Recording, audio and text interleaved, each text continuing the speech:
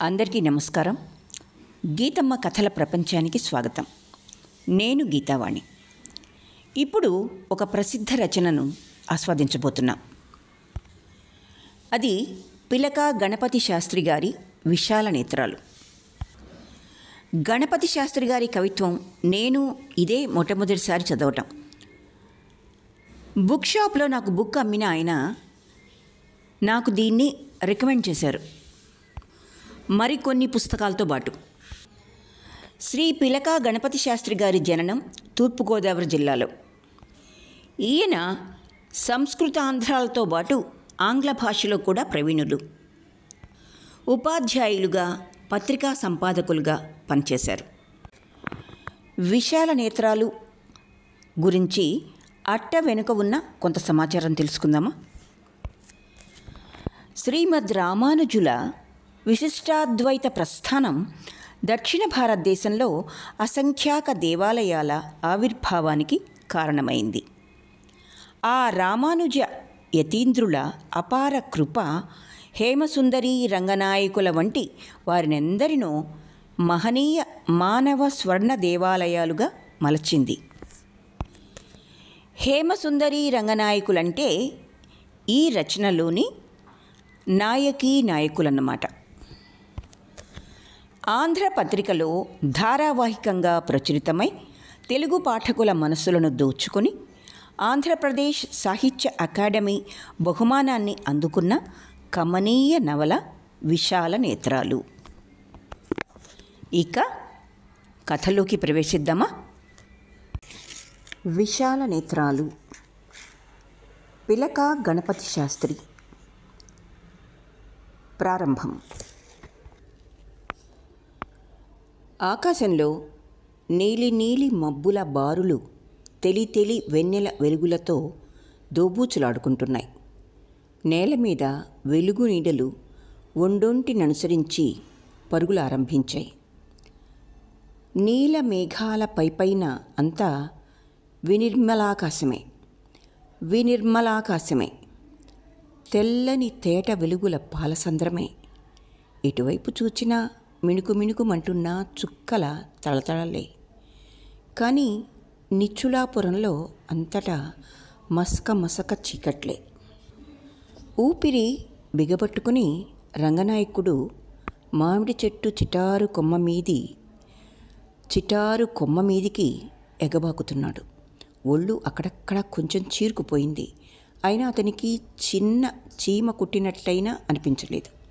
అలాగే అతి కష్టం మీద ఆ మామిడి చిటారు కొమ్మ చేరుకున్నాడు.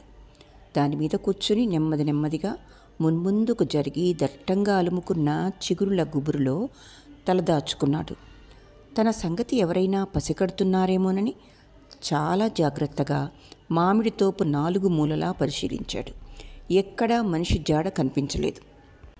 రంగనాయకుడు కొంచెం తలపైకెత్తి తనకెదురుగా 2-3 బార్ల దూరంలో గుడ్డి వెన్నెల వెలుగులో కొంచెం చూచాయగా మెరుస్తున్న మేడ కిటికీకేసి చూశాడు. ఉసూరుమని నిట్టూర్చి రెప్పపాటైనా లేని నిశ్చల దృష్టితో ఆ గవాక్షమే పరిశీలిస్తూ ఏదో ఆలోచనలో పడ్డాడు.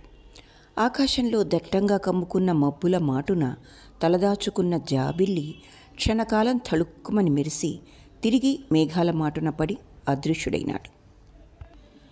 మినుగురుల మెరుపులలో తలతల్లాడుతున్న మామిడి పూ గుత్తుల సువాసన అతని హృదయంలో రవంత మైకం రేకెత్తించింది.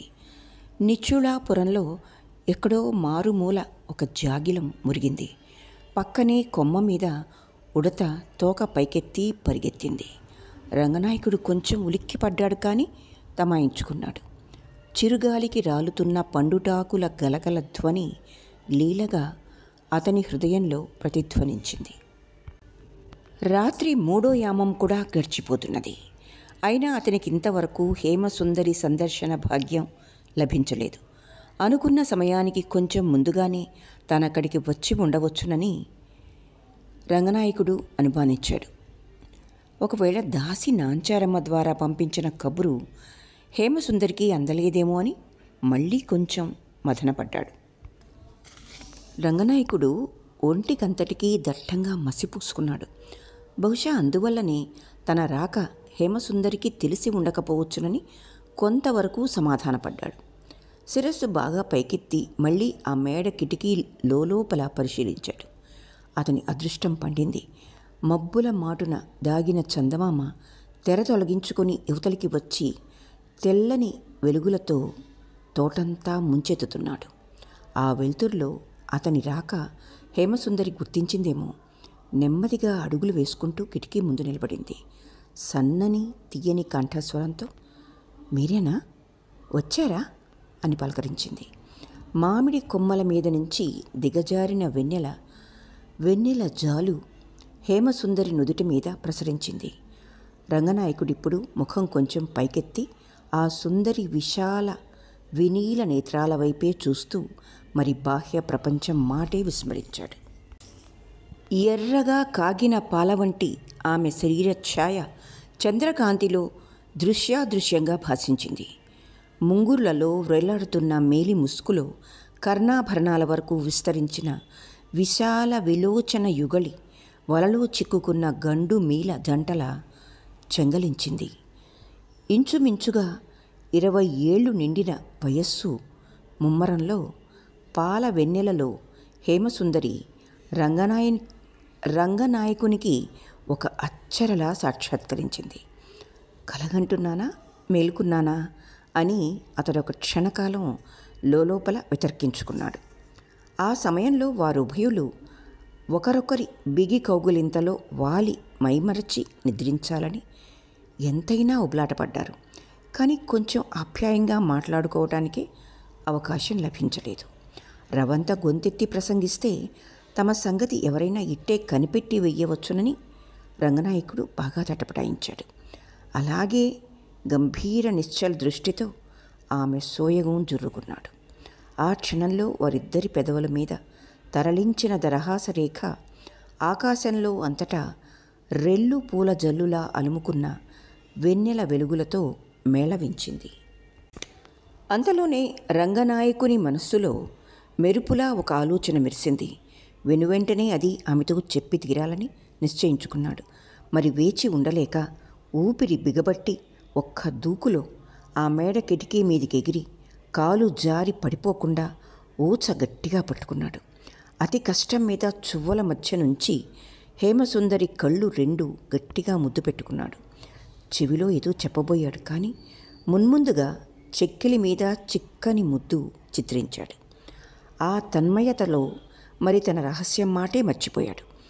తన గాఢానురాగావేశంతో మైమరచి హేమసుందరి విశాల నేత్రాలదే పనిగా పెదవులకు అద్దుకున్నాడు. ఆ తమకంలో పడి తమ ఇద్దరి ఉనికి బయటపడిపోగలదన్న మాటే తలపెట్టలేదు. అంతలోనే హేమసుందరికి ఎక్కడో చూచాయిగా అడుగుల సవ్వడి వినిపించింది. ఉలిక్కిపడి వెళ్ళిపోండి అని నెమ్మదిగా రంగనాయకుని చెవిలో ఊదింది. సునిశిత దృష్టితో అతడు తిరిగి తోట నలువైపులా పరిశీలించాడు. ఎక్కడా ఎవ్వరూ కనపడలేదు. ఉండి చెట్ల కొమ్మల రెమ్మలలో చిరుగాలి చెలరేగింది. మామిడి కొమ్మ గుబుర్లలో అల్లుకున్న గూట్లో పొంచి ఉన్న సాలీడు కొంచెం భయపడి అటు ఇటు పచారులారంభించింది. రాత్రివేళ ఆ గూటి మీద జాలువారిన మంచు బిందువులు ఆ కదలికలతో నలువైపులా చెదిరి మంచి ముత్యాల్లా ప్రకాశించాయి. జాబిలి మళ్ళీ నల్లనల్లని మబ్బుల్లో పడి అదృశ్యుడైనాడు. తిరిగి 4 మూలలా మసక చీకటి అలుముకున్నది. అంతలోనే రంగనాయకునికి ఆ భవంతి సింహద్వారం దగ్గర కావలి వాడొకడు కనిపించాడు. ఆ అపరాత్రి వేళ వాడక్కడ గోడ కానుకుని చతికిలబడి నిద్ర బరువుతో జోగుతున్నాడు. అప్పుడప్పుడు కనులు నురుముకొని లేచి నలువైపులా పరకాయిస్తున్నాడు. తలవని తలంపుగా వాడి చూపు రంగనాయకుని మీద పడింది. మరుక్షణంలోనే గొంతెత్తి దొంగ అని గట్టిగా కేకలు పెట్టాడు. రంగనాయకునికి ఇక ఊపిరాడలేదు. నెమ్మదిగా హేమసుందరి చెవిలో తాననుకున్న రహస్యం చెప్పి చెక్కిలి ముద్దు పెట్టుకొని ఒక్క దూకులో మామిడి కొమ్మ మీదకెగిరి రెమ్మల మాటున తలదాచుకున్నాడు. ఆ పైన పారిపోవడానికి అనువైన అవకాశం కోసం ప్రతి క్షణం నిరీక్షించాడు, కానీ ఎక్కడా దారి కనబడలేదు. అంతలోనే పరిచారకులు కొందరు మేలుకొని భవంతి ప్రాకారంలో అటూ ఇటూ పరుగులు ఆరంభించారు. వారిలో ఒకడు ఆకుల మాటున అణిగి మణిగి ఉన్న రంగనాయకుని వైపు చూపుడు వేలెత్తి నిర్దేశించి అడుగు దొంగ అని గట్టిగా గొంతెత్తి కేకపెట్టాడు. రంగనాయకుడు ఒక్క దూకులో చెట్టు చిటారు కొమ్మ మీద నుంచి నేల మీద కురికి పక్కనే ఇంకొక చిన్న చెట్టు కొమ్మ మీద దాచుకున్న బాణాకర్ర చేజిక్కించుకున్నాడు. అదే క్షణంలో పరిచారకులొక్కరొక్కరే పొడుగాటి కర్రలతో అతనితో తలపడ్డారు. మరికొందరు చేతికందిన రాళ్లతో రప్పలతో రంగనాయకుని మీద ఎడతెగని జడివాన కురిపించారైనా మిక్కిలి చాకచక్యంతో అతడు వారి దారుణ అఘాతాలన్నీ తప్పించుకున్నాడు.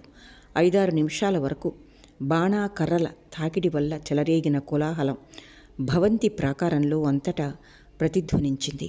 అప్పుడప్పుడు ఆ కర్రల ఒరిపిడి వల్ల బయలుదేరిన విస్ఫులింగాల కాంతి ఆ పోటరుల నేత్రాలలో ప్రతిఫలించింది. రంగనాయకుడు మీది కురికి గట్టిగా కొట్టిన దెబ్బలతో 4-5 పరిచారకులు అయ్యో అయ్యో అని అరిచి స్పృహ తప్పి నేల మీద కూలిపోయారు. మిగిలిన వారిది గమనించి కొంత దూరం పారిపోయి ఆ వ్యక్తి ఎవరో గుర్తించాలని ఏకాగ్ర వీక్షణలతో ప్రయత్నించారు. కానీ వారి కోరిక నెరవేరలేదు. అతని ఒంటి మీద ముఖం మీద కాటుక వంటి నల్లని మసి మాత్రమే అస్పష్టంగా కనిపించింది. అంతలోనే మిగిలిన వారిని ఒక్కొక్కరిని పడగొట్టి తప్పించుకుని రంగనాయకుడు ఒక్క దూకులో ఆ భవంతి ప్రాకారం గోడ మీదకి ఎగిరి క్షణకాలం 4 మూలలా పరిశీలించి వీధిలోకి దూకి కాలి కొద్దీ పరుగుపెట్టి సందులమ్మటా గొంతులమ్మటా పడి అదృశ్యుడైనాడు. ఆ మర్నాడు నిచులాపురంలో ఎక్కడ విన్నా ఒకటే ఘోష. శృంగార మంజరి భవంతిలో అర్ధరాత్రి దాటిన తర్వాత ఎవడో గొప్ప గజదొంగ చొరబడ్డాడు. జమాజట్టీల వంటి కావలి వాళ్ళు 5-6 కత్తులతో కర్రలతో వాడితో తలపడ్డారు. అయినా వాళ్ళందరినీ బాణాదెబ్బలతో హూనం చేసి ఆ దొంగ ఒక్క దూకులో భవంతి ప్రాకారం దాటి వీధిలో పడి ఇట్టే మాయమైనాడు. వాడెవడో గాని సాముగడీలలో బాగా ఆరితేరిన జగజ్జెట్టి అయి తీరాలి. లేకపోతే అంతమంది ఒక్కమారుగా విసిరిన రాళ్లల్లో ఒక్కటి కూడా వాడికెందుకు తగల్లేదు? ఆ పట్టణంలో అంతటా గుసగుసలు ఆ విధంగా విస్తరించాయి. క్రీస్తు శకం 11వ శతాబ్ది ఉత్తరార్ధంలో దక్షిణ భారతంలో కాంచీ రాజ్యం న్యాయమైన ప్రజా పరిపాలనంలో ద్రవిడ దేశంలో అంతటా బాగా ప్రసిద్ధికెక్కింది. నిచులా నగరంలో కాంచీ రాజ్య దండనాయకుని పేరు చెబితే పెద్ద పెద్ద గజదొంగలే హడలిపోయేవారు. అదీగాక శృంగార మంజరి సౌధంలో కావలి వాళ్లకు కొరత లేదు. అయినా ఆ దుస్సాహసి వాళ్ళందరినీ చిత్తు చేసి ఇట్టే తప్పించుకొని పారిపోయాడు. తెల్లవారేసరికి ఆ విడ్డూరం సంగతి పట్టణంలో 4 వైపులా కార్చిచ్చులా వ్యాపించింది. బాగా పొద్దెక్కిన తర్వాత 7-8 రాజభటులతో పెద్ద అట్టహాసంతో పట్టణం తలవరి శృంగార మంజరి భవంతికి విజయం చేశాడు. అతడు వస్తున్నాడన్న మాట వినగానే ఆ వేశ్యమాత ఎంతో భయభక్తులతో ఎదురుగా వెళ్ళి తన మేడ మీదకు తోడుకుపోయి రాజమర్యాదతో గౌరవించింది. చేతులు కట్టుకుని కట్టెదుట నిలిచింది. గత రాత్రి జరిగిన వ్యవహారం తెలిసినంతవరకు హాదరాబాదరాగా అస్తవ్యస్తంగా ఏకరవు పెట్టింది. మధ్య మధ్య చిన్న చిన్న బుడిబుడి దీర్ఘాలు తీసింది. శృంగార మంజరి చెప్పినదంతా 5-6 నిమిషాల పాటు విన్నా తలవరికి అదేమీ అంతుపట్టలేదు. అడ్డు ప్రశ్నలు వేయడానికి అసలు ఆ ప్రౌఢాంగన అతని మాటే చొరనివ్వలేదు. మాటిమాటికి గుక్క తిప్పుకోకుండా అదే ధోరణిలో తన సోదే కొనసాగించింది. ప్రాణం విసిగి మరి ఆ గోడే వినిపించుకోక తలవరి ప్రశ్నించాడు. అయితే ఇంతకీ నగలు నాణ్యాలు ఏమైనా పోయాయా? లేదు బాబు, ఆ శ్రీరంగనాథ స్వామి దయవల్ల నగలు కానీ సొమ్ము కానీ ఏమీ పోలేదు. అదిగో వాడా కిటికీ మీదికి దూకాడట. అంతలోనే కావలి వాళ్ళు మేలుకుని కేకలు పెట్టారట. వాళ్ళకేమైనా ప్రమాదంగా గాయాలు తగిలాయా? 2-3 మాత్రమే గట్టి దెబ్బలు తగిలాయి, కానీ ప్రాణభయం లేదంటున్నారు. తలవరి కొంచెం ఆలోచనలో పడి మళ్ళీ అడిగాడు. పోనీ వాడెలా ఉన్నాడో ఎవళ్ళైనా కనిపెట్టారా? లేదు, ముఖానికి ఒంటికి దట్టంగా మసి పూసుకున్నాడట. తలవరి మరికొంతసేపు ఆలోచించి శృంగారమంజరి పెద్ద కుమార్తె మాణిక్యవల్లిని తన సమక్షానికి పిలిపించాడు. ఆమె ఒయ్యారం ఒలకబోస్తూ అక్కడికి వచ్చి వంకదండం పెట్టి కొంచెం తల వంచుకొని క్రీగంటి చూపుల తూపులు విసురుతూ అతని పార్శ్వంలో నిలబడింది. అంతకు మునిపే మాణిక్యవల్లి కాలి అందెల ఘలంఘల ధ్వని విని తలవరి కొంచెం పరధ్యానంలో పడ్డాడు. చామనఛాయే అయినా దానితో ఆమె అందం మరింతగా ఇనుమడించిందని అతడు అనుకున్నాడు. ఉవ్వెత్తుగా ఉప్పొంగిన ఆ జవ్వని వక్షస్థలం మీది ముప్పేట ముత్యాలహారం కదలిక గమనించిన తర్వాత మరికొంతసేపటి వరకు ఆ దొంగ సంగతే మర్చిపోయాడు. కానీ కొంచెం తమాయించుకున్నాడు. చిరునవ్వుల రువ్వులతో గత రాత్రి జరిగిన దొంగతనాన్ని గురించి ప్రశ్నించాడు. ఆ అపరాత్రి వేళ మాణిక్యవల్లి ఆదమరచి నిద్రిస్తున్నది. కావలి వాళ్ల గావు కేకలతో ఉలిక్కిపడి లేచింది. కానీ అప్పటికే ఆ దొంగ పారిపోయాడు. ఆమె అదే సంగతి చెప్పింది. ఆ పైన తనకేమీ తెలియదని మాట్లాడక ఊరుకున్నది. సరస ప్రసంగంతో మరికొంతసేపు సంభాషణ కొనసాగించి ఆ దొంగ సంగతి గట్టిగా ఆరా తీయాలని తలవరికి అనిపించింది. కానీ ప్రయోజనం కలగలేదు. అతని చలోక్తుల ధోరణికి అవకాశమే దొరకలేదు. ఆమె అలాగే తల వంచుకొని నిల్చున్నది. వయస్సు పైబడ్డ కొద్దీ మగవారి మనసుల్లో మగువుల మీద మమకారం మరింతగా పెంపొందుతుంది అన్న సంగతి ఆమె అంతకు మునిపే గ్రహించుకున్నది. మాణిక్యవల్లితో ప్రసంగం ముగిసిన తర్వాత శృంగారమంజరి రెండో కుమార్తెతో కొంచెం మాట్లాడాలని తలవరి అన్నాడు. ఆమె వెనువెంటనే ఆ మిష మీద అక్కడి నుంచి బయలుదేరి హేమసుందరి నిద్రించే పడగదిలో ప్రవేశించింది. ఆమె అంతకు మునిపే నిలువుటద్దం ముందు నిలబడి అలంకరణ కొంతవరకు ముగించుకున్నది. గత రాత్రి రంగనాయకుడు ఎంతో ఆప్యాయంగా కుడి చెక్కిలి మీద అద్దిన ముద్దు ముద్ర చీర చెంగుతో నెమ్మదిగా తుడిచివేసుకుంటున్నది. నల్లని మసిపూసిన పెదవితో ఆ వయసుకాడు రూపొందించిన ఆ వినీల కళంకం చంద్రబింబం వంటి తన ముఖానికొక కృంగొత్త సొగసు చేకూర్చిందని, అది అలాగే కలకాలం నిలిచిపోతే తనకంతకన్నా కావలసిందేమీ లేదని ఆమె లోపల ఉప్పొంగిపోతున్నది. కానీ గత్యంతరం లేక ఉసూరుమని నిట్టూర్చి నిశ్చల దృష్టితో నిలువుటద్దంలో ప్రతిఫలించిన దాని ప్రతిబింబం పరిశీలిస్తున్నది. అతి కష్టం మీద ఆనవాలైనా లేకుండా ఆ వలపు గుర్తు చేలాంచలంతో పూర్తిగా తుడిచివేస్తున్నది. మాణిక్యవల్లి అక్కడ అడుగుపెట్టిన మరుక్షణంలోనే ఆ సంగతి కనిపెట్టింది. కానీ ఆ మసి ముద్ర చెక్కిలి మీద ఎలాగపడిందో ఆమెకు అవగతం కాలేదు. కాటుక కన్నీటి మచ్చ అయి ఉండవచ్చునని మొట్టమొదట అనుకున్నది. కానీ పూర్తిగా సంతృప్తి కలగలేదు. సరే, ఆ రహస్యం సంగతి తరువాత ఆరా తీయవచ్చునని నిశ్చయించి హేమసుందరికి తలవరి రాక చెప్పింది. ఆమె ఆ మాట వినగానే ఎంతో కంగారుపడి చీర చెరుగుతో తొందరగా చెక్కిలి చక్కగా తుడుచుకొని అక్క వెంట ఆ రాజ్యాధికారి దగ్గరికి బయలుదేరింది. ఆ తత్తరపాటంతా ఒక కంట కనిపెట్టిన మాణిక్యవల్లి మనస్సులో అనుమానం మరికొంత బలపడింది. తలవరి అంతకు మునిపే శృంగారమంజరితో మళ్లీ ప్రసంగం ప్రారంభించాడు. ఆ హఠాత్ సంఘటనతో ఆమె బాగా కంగారు పడిందని, అంతేగాని ఆ వృద్ధాంగనక గొడవ లోతులేవీ తెలియవని అతడు నిశ్చయించడానికి ఎంతోసేపు పట్టలేదు. కానీ అంత మాత్రం చేత తలవరికి ఊరట కలగలేదు. హేమసుందరితో మాట్లాడిన తర్వాత అసలు రహస్యం కొంతైనా బయటపడవచ్చునని అనుకున్నాడు. అంతలోనే అక్క చెల్లెలిద్దరూ అక్కడికి వచ్చి అల్లంత దూరంలో తలలు వంచుకొని నిల్చున్నారు. తలవరి అంతకు పూర్వం హేమసుందరిని చూడకపోలేదు. కానీ ఇప్పుడెందుచేతనో ఆమెలో అతనికి ఒక వింత సొగసు గోచరించింది. క్షణకాలం తన కన్నులే నమ్మలేక, ఆహా, ఎంతటి అందగత్తె అనుకున్నాడు. మొట్టమొదట చిన్న చలోక్తులతో సంభాషణ మొదలుపెట్టి నెమ్మదిగా అడిగాడు. అయితే హేమసుందరి, నువ్వప్పుడేం చేస్తున్నావు? ఆమె కాలి బొటన వ్రేలితో నేల మీద రాస్తూ ఎప్పుడు అని బొమ్మ ముడి విరిచింది. వాడు నీ పడక గది కిటికీ మీదికి దూకినప్పుడు. ఆ గొడవ నాకు ఈవేళ ఉదయమే తెలిసింది. నేనప్పుడు ఆదమర్చి నిద్రపోతున్నాను. పోనీ ఆ నిద్రలోనైనా వాడు కిటికీ మీదకు దూకినప్పుడు వినిపించలేదా?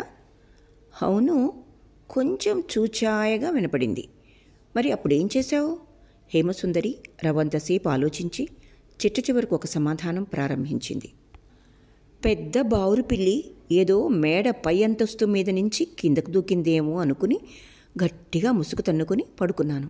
అంతలోనే కావలి వాళ్ల గావు కేకలు వినిపించాయి. వల్లమాలిన భయంతో మరింతగా బెర్రబిగుసుకుపోయాను. ఆ సమాధానం విని మాణిక్యవల్లి చెల్లెలికేసి కొంచెం విడ్డూరంగా చూసింది. ఇందులో ఏదో చిదంబర రహస్యం ఇమిడి ఉండవచ్చునని అనుమానించింది. కానీ ఆ భావం పైకి ఏమాత్రం వ్యక్తం కానియలేదు. అంతలోనే తలవరి హేమసుందరి వైపు సూటిగా చూసి ప్రశ్నించాడు. పోనీ ఆ తర్వాతైనా నీకు ఆ దొంగ కనిపించాడా? హేమసుందరి ఉసూరుమని నిట్టూర్చి జమలి దుప్పటితో ఒళ్ళంతా కప్పుకున్న తరువాత వల్ల మాలిన భయంతో నాకు అసలు ఊపిరే ఆడలేదు అని పెడముఖం పెట్టుకున్నది. తలవరికి ఆ ప్రతి సమాధానంతో మతిపోయినట్టయింది. ఇంతకీ సొత్తేమీ పోలేదు గనక కావలి వాళ్ళు బావురు పిల్లిని చూసి అనవసరంగా కంగారుపడి కాళ్ళు విరగదొక్కున్నారని వెల్లడించి ఆ విషయం అంతటితో విడిచివేస్తే బావుంటుందని ఆలోచించాడు. కానీ కావలి వాళ్లలో 2-3 చావు దెబ్బలతో మంచాల మీద పడి మూలుగుతున్నారు. అంతటి విడ్డూరం కప్పిపుచ్చటం ఎలాగో అతనికి బోధపడలేదు. పోని ఆ బావురు పిల్లి వాళ్ళందరి మీదికి దూకి గోళ్లతో రక్కి పారిపోయిందని తన పై అధికారి దండనాయకునికి నివేదించి చల్లచల్లగా ఆ బెడదలో నుంచి తప్పించుకుని బయటపడితే అని ఆలోచించాడు. కానీ ఆ సమాధానం సంగతి ఆలోచిస్తే అతనికే నవ్వు వచ్చింది. పోనీ పట్టణం పొలిమేరలో ఉన్న చిట్టడవిలో నుంచి వచ్చిన చిరుతపులి వారందరి మీద విరుచుకుపడి గట్టిగా గాయపరిచిందని చెప్తేనో కానీ అది కూడా అతనికి అంతగా సరిపడలేదు. నిచులాపుర దండనాయకుడు చండశాసనుడు. అతని దగ్గర ఈ కళ్ళబొల్లి శశభిషలేవి పనికిరావు. కనుకనే అతనికి ఆ ఉపాయం నచ్చలేదు. అదే సమయంలో అతనికి తిరుమల రెడ్డి సంగతి తటాలున స్ఫురించింది. కొంతకాలం నుంచి మాణిక్యవల్లి అతని ఉద్దికలో ఉంటూ తన అభినయ చాతుర్యంతో నిచులాపురంలో పేరు ప్రఖ్యాతి సంపాదించుకున్నది. అందుచేత ఆ విషయం అతని చెవిని వేస్తే నేటికి కాకపోతే రేపటికైనా అసలు సంగతి బయటపడకపోదని తలవరి నిశ్చయించుకున్నాడు.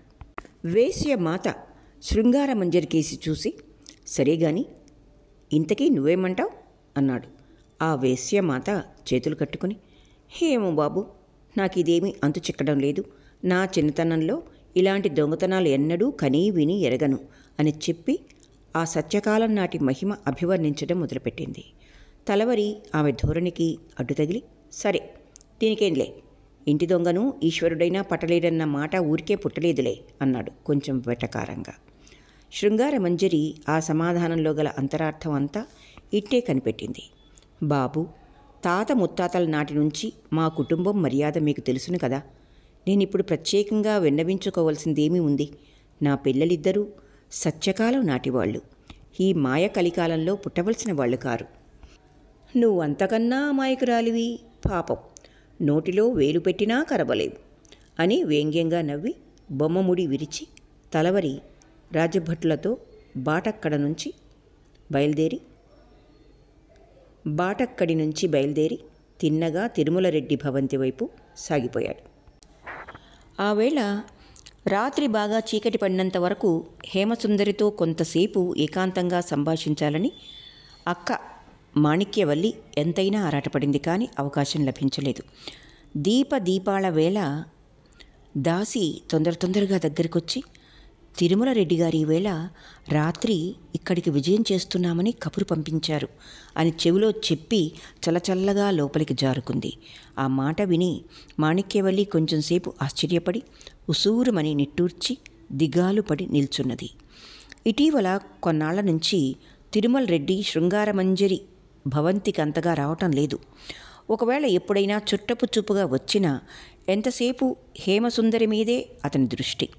ఏ కారణం చేతనైనా ఆమె గాని కనబడకపోతే బాగా దిగులు పడిపోయేవాడు. హేమసుందరి ఆ భవంతిలో ఎక్కడో ఇంకొక చోట కూర్చుని వీణ సాధన ప్రారంభిస్తే తాళం వేస్తూ సరసనే ఉన్న మాణిక్యవల్లితో అంటనట్టు మాట్లాడేవాడు. హేమసుందరి అతని ధోరణి బుద్ధిగా సరిపడేది కాదు. పని కట్టుకుని దగ్గరికి వచ్చి కూర్చున్నప్పుడు మాత్రం బాగుండదని ఏదో లోకాభిరామాయణం ప్రారంభించేది. అతని వైఖరి గమనించి మాణిక్యవల్లి మూతి ముక్కు ముడుచుకొని కూర్చునేది. రుసరుసలాడుతూ పడగ్గదిలోకి వెళ్ళి తల కట్టుకుని పడుకునేది. అదీగాక శృంగారమంజరి కూడా తిరుమల రెడ్డి ఆటలంతగా సాగనీయలేదు. హేమసుందరి ఎవరైనా ఒక మహారాజు ఒద్దికలో ఉండవలసిన చక్కని చుక్క అని, తిరుమల రెడ్డి వంటి సామాన్య ధనవంతుడు ఆ అందాల రాశికి ఎంతమాత్రం తగడని ఆమె గట్టి నమ్మకం. ఇటీవల శృంగారమంజరి భవంతి మీద తిరుమల రెడ్డి సీతకన్ను పడడానికి అది ఒక ప్రధాన కారణమే. రెడ్డి మొట్టమొదట కాంచీరాజ్య సైన్యంలో చాలా సామాన్య యోధుడుగా కుదురుకున్నాడు. కానీ శక్తి సామర్థ్యాల వల్ల క్రమక్రమంగా పైకి వచ్చి పరరాజ్యాల మీది దండయాత్రలలో అతి రహస్యంగా చాలా సొత్తు చేజిక్కించుకున్నాడు. కొంచెం వయస్సు పైబడ్డ తర్వాత అతనికి ఒక దుమ్మి పోరాటంలో గట్టి గాయాలు కొన్ని తగిలాయి. కొన్ని మాసాల వరకు తిరిగి కోలుకోలేదు. ఆ తర్వాత తన శరీర పరిస్థితి బాగా తిన్నబడలేదన్న మిష మీద చల్లగా ప్రధానాధికారి పదవి నుంచి తప్పుకున్నాడు. ఇది జరిగి అప్పుడే 2-3 ఏళ్లయింది. అప్పటి నుంచి నిచ్చులాపురంలో ఒక విశాల సౌధంలో నివసిస్తున్నాడు. దండయాత్రలలో కాంచీరాజ్య సేనాని కన్నుగప్పి పాండ్యరాజ్య గ్రామాలు కొన్ని కొల్లగొట్టి రెడ్డి స్వాహా చేసిన ధనరాశి అపారమని ఆ నగరంలో కొంతకాలం వరకు ఒక గట్టి వదంతి వ్యాపించింది. అతడు ఆ రోజులలో ఆ నగరంలో వేయించేసిన గోపాలస్వామి ఆలయానికి 7 ప్రాకారాలు కట్టించాడు. అంతటితో సంతృప్తి పడక స్వామికి ఒక స్వర్ణ కిరీటం కూడా సమర్పించాడు. దానితో అతని అప్రతిష్ఠ చాలా వరకు తొలగిపోయింది. ఆ పైన ఆ దేవాలయానికి అతడొక్కడే తగిన ధర్మకర్త అని ఆ పట్టణంలో గల పెద్దలందరూ ఏకగ్రీవంగా నిర్ణయించారు. ఆ ధర్మ నిర్వహణ సందర్భంలోనే ఒకనాడు అతని కన్ను స్వామి సమక్షంలో గజ్జెకట్టిన మాణిక్యవల్లి మీద పడింది. ఆనాటి నుండి వారి అనుబంధం క్రమక్రమంగా దృఢపడింది. మాణిక్యవల్లి గాఢానురాగానికి తిరుమల రెడ్డి అపార ధనరాశి ఒక్కటే ప్రధాన కారణమని వృద్ధులు కొందరు ఏకగ్రీవంగా నిశ్చయించారు. కానీ ఆమెకు తన మీద వల్లమాలిన మమకారమే పేరుకున్నదని రెడ్డి నిశ్చయించుకున్నాడు. అందువల్లనే ఇటీవల తాను కంటపడగానే హేమసుందరి ఎడల అసూయతో అట్టుడికిపోతున్నదని అనుకున్నాడు. తిరుమల రెడ్డి భవంతి గుమ్మంలో అడుగుపెట్టగానే శృంగారమంజరి ఎంతో ఆప్యాయంగా ఎదురుగా పోయి లోపలికి ఆహ్వానించి గౌరవించి గత రాత్రి జరిగిన వ్యవహారం సంగ్రహంగా తెలియజేసింది. అతడది తలవరి ముఖతః అంతకు పూర్వమే ఆకలించుకున్నాడు. ఆ వచ్చినవాడు దొంగ అయి ఉండడని శృంగారమంజరి కన్నుగప్పి మాణిక్యవల్లి కోసమో హేమసుందరి కోసమో వాడు ఆ విధంగా లోపలికి రావడానికి ప్రయత్నించి ఉండవచ్చునని అనుమానించాడు. కానీ ప్రత్యేకంగా ఎవరి కోసం వచ్చింది ఎంతసేపు ఆలోచించినా అతనికి అంతు చిక్కలేదు.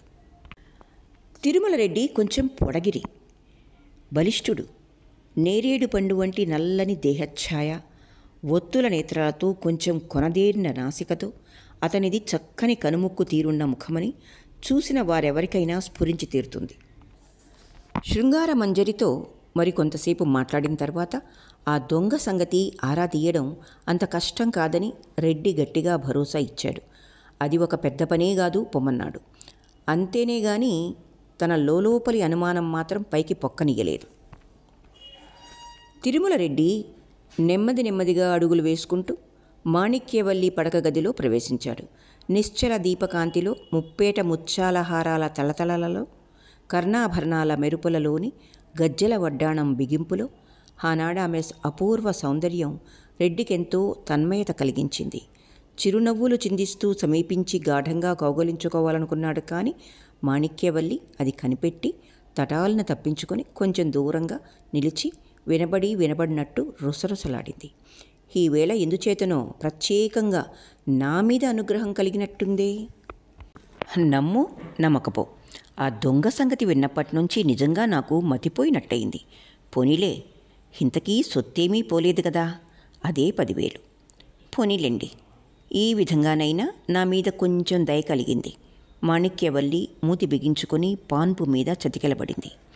రెడ్డి ఇంకా ఆమె సౌందర్యం తదేక దృష్టితో పరిశీలిస్తూనే ఉన్నాడు.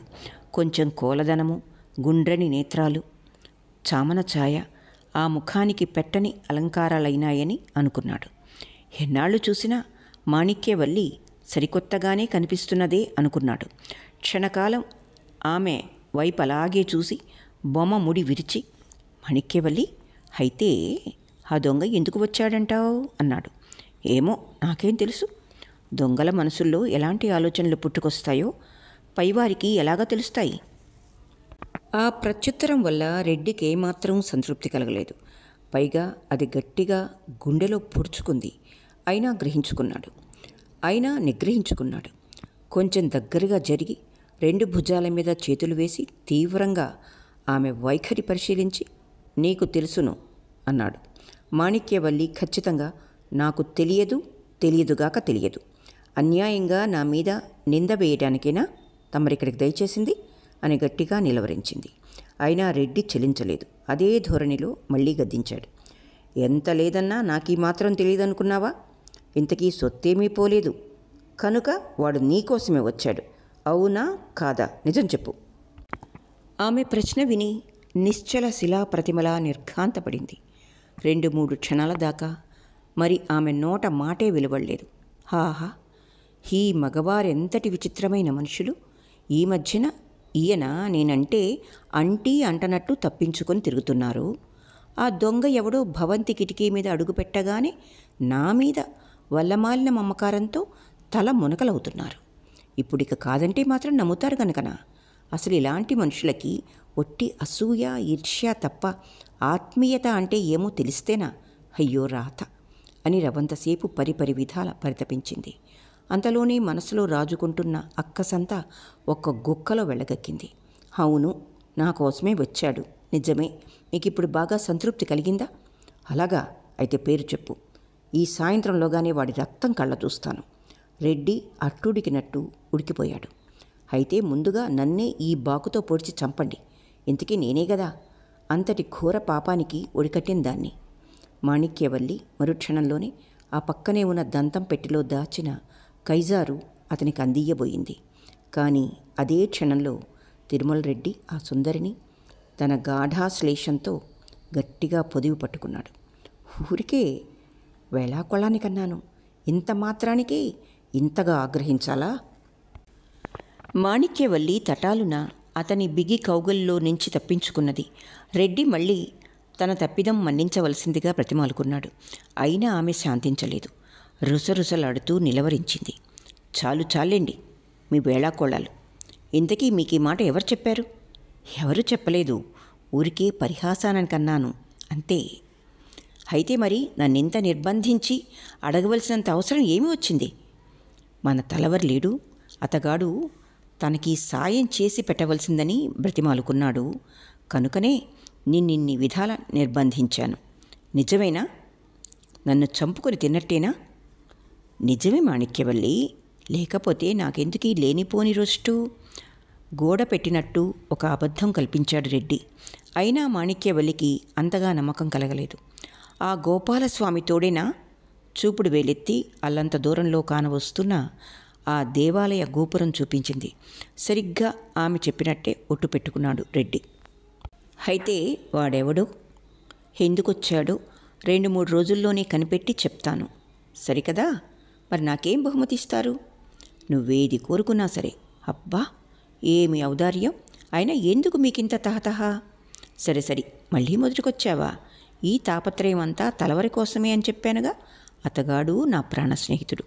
ఇదే గనక కనిపెట్టకపోతే దండనాయకుని వల్ల మాట వస్తుందని భయపడుతున్నాడు. అన్నమాట తప్పకూడదు మరి. అంతగా నా మాట మీద నమ్మకం కుదరకపోతే ఇదిగో ఈ ముద్దుటుంగరం తీసుకో. అక్కర్లేదులేండి. మాణిక్యవల్లి దూరంగా జరిగి బాగా బెట్టు సరిచేసింది. కానీ తిరుమల రెడ్డి తిరిగి ఆ జవ్వనిని తన బిగి కౌగలింతలో అదిమి పట్టుకొని అనామికాంగుళీయక రత్నాలు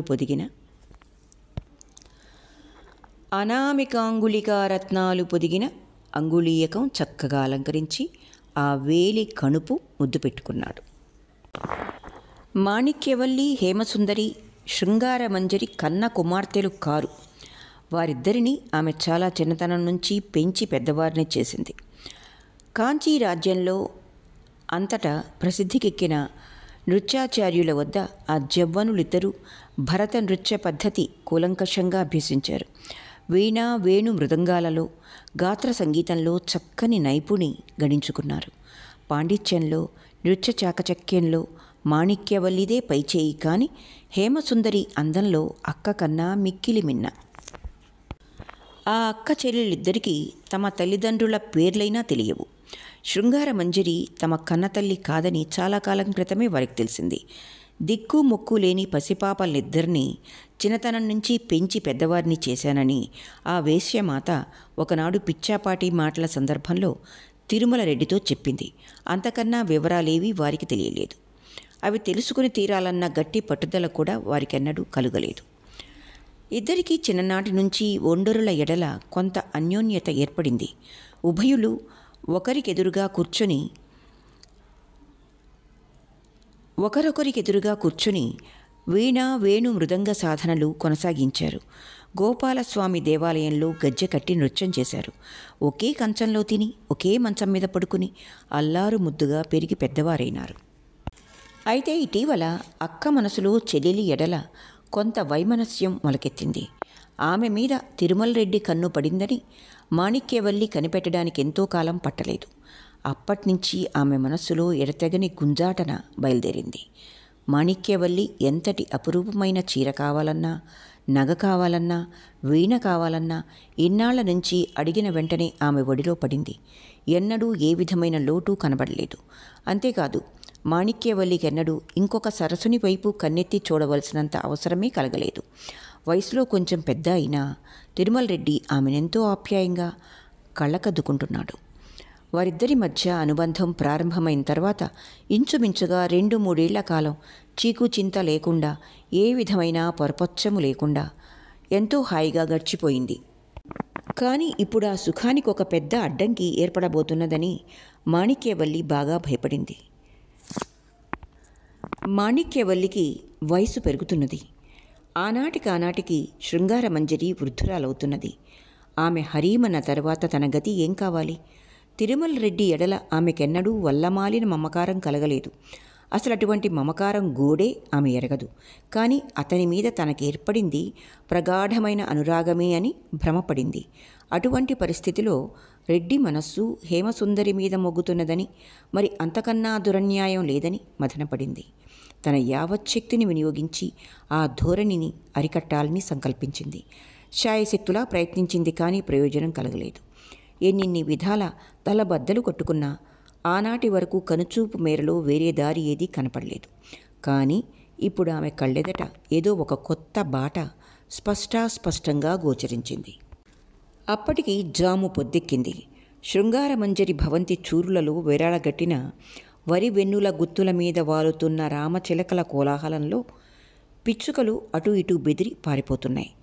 నీరెండలో మామిడి పూల గుత్తుల మీద వాలుతున్న తేనెటీగల సన్నని సవ్వడి గాల్లో తేలి ఆ పరిసరంలో మంద్రమంద్రంగా మారుమోగుతున్నది.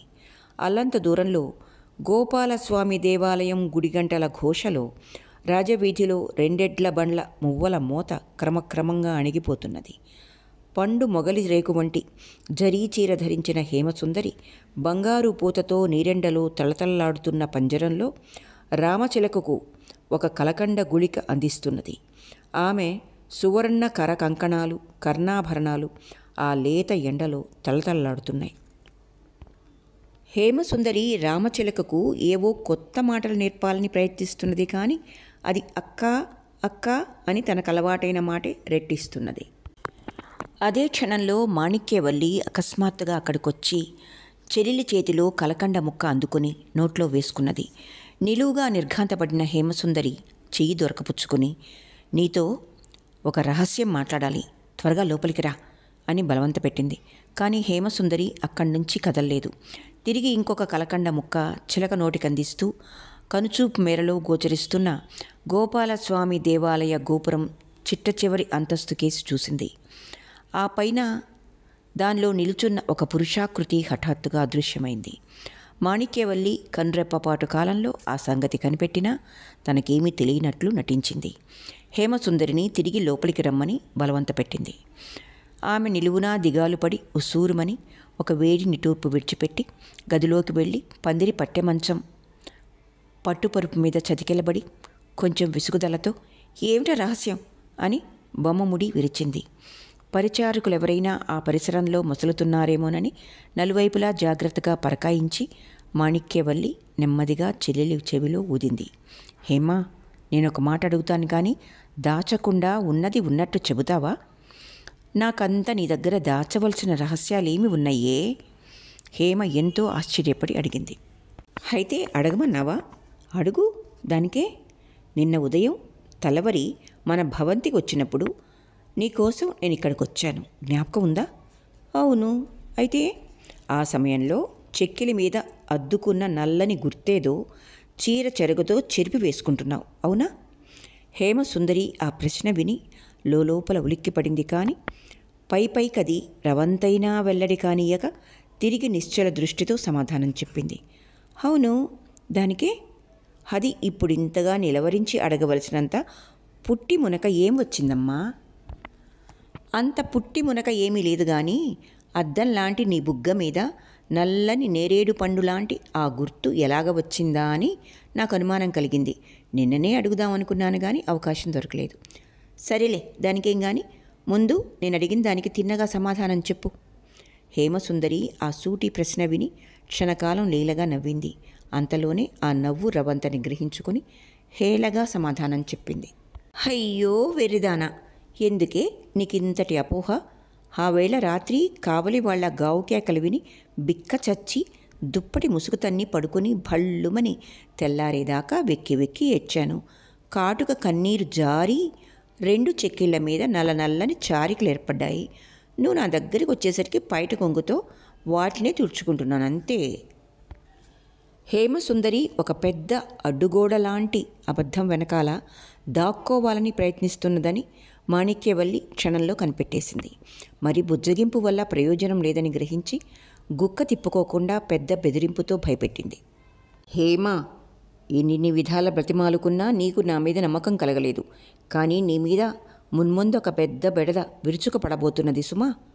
తలవరి తిరుమల రెడ్డి కలిసి ఆ దొంగత అంతేమో కనుక్కొని తీరాలని గట్టిగా ప్రయత్నిస్తున్నారు. అది ఈ వేళ కాకపోతే రేపైనా తప్పకుండా బయటపడి తీరుతుంది. మరి చేతులు కాలిన తర్వాత ఆకులు పట్టుకుంటే ప్రయోజనం లేదు. 2-3 కావలి వాళ్ళకు అంత గట్టి గాయాలు తగిలిన తర్వాత అది అంతటితో ఆగదు. కానీ మున్ముందుగా ఉన్నమాట కొంచెం నా చెవిని వేశావా, మన మర్యాదతో పాటు కుటుంబ మర్యాద కూడా దక్కుతుంది. తిరుమల రెడ్డి అన్యాయంగా నా మీద అనుమానపడుతున్నారు. తెలుసు కూడా నువ్వు ఆ నింద నా మీద తోసివేసి నంగనాచిలా మాట్లాడక ఊరుకుంటున్నావు. ఇది ఏమీ బాగాలేదు. బాగుందమ్మా, బాగుంది, మహా చక్కగా ఉంది. కాటుక కన్నీటి చారికలు తుడుచుకుంటున్నాను ముర్రో అంటే నమ్మకపోతే నేనేం చేసేది? హేమసుందరి వెటకారంగా మూతి ముక్కు అటు ఇటు తిప్పింది. ఆ ప్రశ్నతో మాణిక్యవల్లి కోపం బాగా రెచ్చిపోయింది. హేమసుందరికి తన ఎడల గడ్డిపరకంత గౌరవం కానీ నమ్మకం కానీ లేవని నిశ్చయించుకుంది. అందుచేత ఈసారి మరింత తీవ్ర స్వరంతో హెచ్చరించింది. ఇంకా నిజం చెప్పదలుచుకోలేదు కదూ? చిలక నోటికి కలకండ అందిస్తూ ఆ గోపురం పై అంతస్తు మీద నువ్వెవరి వైపు చూస్తున్నావు గ్రహించలేదనుకున్నావా? నేనంతటి అమాయకురాలిని కానులే, నాకదంతా తెలిసింది. కానీ నీ మనసు ఎలాంటిదో కనిపెట్టాలని ఇందాకటి నుంచి ఏమీ ఎరగనట్టు నటిస్తున్నాను, అంతే. హేమసుందరికి ఆ బెదిరింపుతో కళ్ళనీళ్ల పర్యంతమైంది. ముఖం వెలవెలబోయింది. ఇక ఆ దుర్భర వేదన భరించలేక శిరస్సు వంచి వేసుకున్నది. చెక్కిళ్ల మీద చిక్కని కన్నీరు ధార కట్టి ప్రవహించింది. మాణిక్యవల్లి ఆ ధోరణి గమనించి, హేమా, ఎందుకే నీకింత బెంబేలు? నేనున్నానుగా, అదేదో కొంచెం నా చెవిని వేయకూడదా అని గాఢంగా కౌగులించుకొని కన్నీరు తుడిచి మునివేళ్లతో ముంగురులు సవరించింది. మాణిక్యవల్లి ఆ విధంగా ఎంతో ఆప్యాయంగా గుండె కద్దుకున్న తర్వాత హేమ దుఃఖోద్వేగం నిగ్రహించుకోలేక అక్క గుండె మీద వాలి కుమిలి కుమిలి విలపించింది. మాణిక్యవల్లి తీయని బుజ్జగింపులతో చెల్లెల్ని ఓదార్చి అసలు కథ అంతా చల్లచల్లగా సంగ్రహంగా ఆమె చేతే చెప్పించుకుంది. ఆర్ద్ర కంఠంతో హేమసుందరి అక్క చెవిలో చెప్పిన ఆ సంగ్రహ గాథ ఇది. రంగనాయకుడు నిచులాపురం పొలిమేరలో నివసిస్తున్న వెంకటనాయకుని కడగొట్టు కొడుకు. అతనికిద్దరు అన్నలు. తండ్రి చాలా చిన్న భూస్వామి. అతనికి వేరే ఆస్తిపాస్తులేవీ లేవు. పెద్ద కొడుకులిద్దరూ తండ్రితో పాటు తమకున్న కొండ్ర దున్నుకుంటూ ఎంతో మర్యాదగా కాలక్షేపం చేస్తున్నారు. ఇంచుమించుగా 1 ఏడాది క్రితం గోపాలస్వామి కళ్యాణ మహోత్సవంలో హేమసుందరికి రంగనాయకునికి కొంచెం పరిచయం కలిగింది. ఆ పైన క్రమక్రమంగా వాళ్ళిద్దరికీ ఒండరుల ఎడల ప్రగాఢమైన అనురక్తి ఏర్పడింది. ఆ వృత్తాంతం విన్న తరువాత మాణిక్యవల్లి 5-6 నిమిషాల వరకు తాను విన్నది నిజమేనా అని నిర్ఘాంతపడింది. అయితే అసలు సంగతి అంతా తెలిసినందుకెంతో సంతోషించింది. రంగనాయకుడు అంత రహస్యంగా హేమసుందరి సందర్శన భాగ్యం కోసం పరితపించడానికి గల ప్రధాన కారణమేమో ఇట్టే మంచు విడిపోయినట్టు విడిపోయిందని ఆమె అనుకున్నది. శృంగారమంజరి హేమసుందరినెవరైనా ఒక మహారాజు ఉద్దికలో ఉంచాలని ఉవ్విళ్ళూరుతున్నది. ఆమె దృష్టిలో తిరుమల రెడ్డి వంటి ఐశ్వర్యశాలి కూడా సాధారణ ధనికుడే. ఇక రంగనాయకుడు చాలా సామాన్య సంసారి కుమారుడు. 100 కొలది సువర్ణ నాణాలు ఒక్కమారుగా గుమ్మరిస్తేనే గాని అతనికి హేమసుందరి సాంగత్య భాగ్యం లభించదు. కనుకనే కాలుగాలిన పిల్లిలాగా అతడు అనేక విధాల మాయోపాయాలతో ఆరాటపడుతున్నాడు. మాణిక్యవల్లి ఇంతకు ముందెన్నడూ నిచ్చులాపురంలో రంగనాయకుని పేరైనా విని ఉండలేదు. అతడు అంతటి ప్రసిద్ధుడు కాడు. అందుచేత హేమసుందరికి అతని ఎడల ఏర్పడిన మమకారం మాణిక్యవల్లికి ఎంతో ఆశ్చర్యం కలిగించింది. దాని లోతు ఎంతటిదో గ్రహించాలన్న గట్టి పట్టుదల కలిగింది. ఆ పైన మరికొంతసేపు ఏకాగ్ర దృష్టితో చెల్లెలి ముఖవైఖరి పరిశీలించి చిరునవ్వు చిలకరించి హెచ్చరించింది. హేమా, నిజంగా నీకు మతిపోయింది. లేకపోతే నువ్వెక్కడా, ఆ రంగనాయకులెక్కడా?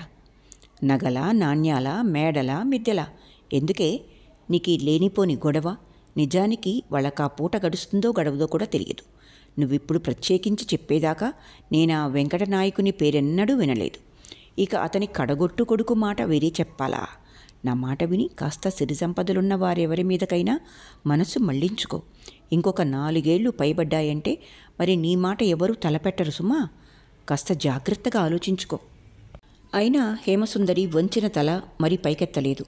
విని విననట్టు మాట్లాడక ఊరుకొని ఉస్సూరుమని నిట్టూర్చింది. నిజానికి పైపైకి చెల్లెలి క్షేమమే కోరి మాణిక్యవల్లి అనేక విధాల హితవు ఉపదేశించింది. అయితే హేమసుందరికది బొత్తిగా రుచించలేదని గ్రహించుకుని మరికొంచెం కోపం తెచ్చుకున్నట్టు నటించింది. హేమ అక్క కఠిన ధోరణి కనిపెట్టి మరి భరించలేక, మాణిక్యవల్లి, నేనేమీ చేయను, ఇక నా అదృష్టం అంతే అనుకో. అయితే ఈ సంగతి మాత్రం అమ్మకు కూడా తెలియకూడదు సుమా. మరి పాల ముంచినా నీట ముంచినా నీదే భారం అని బ్రతిమాలుకున్నది. అంతలోనే మాణిక్యవల్లి తటస్థ ధోరణి కనిపెట్టి, నీ చిన్నతనంలో ఇంతకన్నా 10 ఉప్పొంగిన అనురాగంతో తల మునకలై ఉంటావు. కానీ ఇప్పుడొక వింత వైఖరి అలవాటు చేసుకున్నావు. అయితే నా కోసమే ఇంత దూరం ఆలోచించి మాట్లాడుతున్నావు అనుకో. కానీ నేనేమి చెయ్యను. ఎన్ని విధాల ప్రయత్నించినా రవంతైనా మనసు నిలవరించుకోలేకపోతున్నాను. నా నుదుటి మీద ఎలాగ రాసి ఉంటే అలాగే అవుతుంది, అంతే అని కొనగోటితో చెక్కిళ్ళ మీద జాలువారుతున్న కన్నీరు తుడుచుకున్నది. గద్గద భారంతో మరి మాట్లాడలేక మౌనం వహించింది.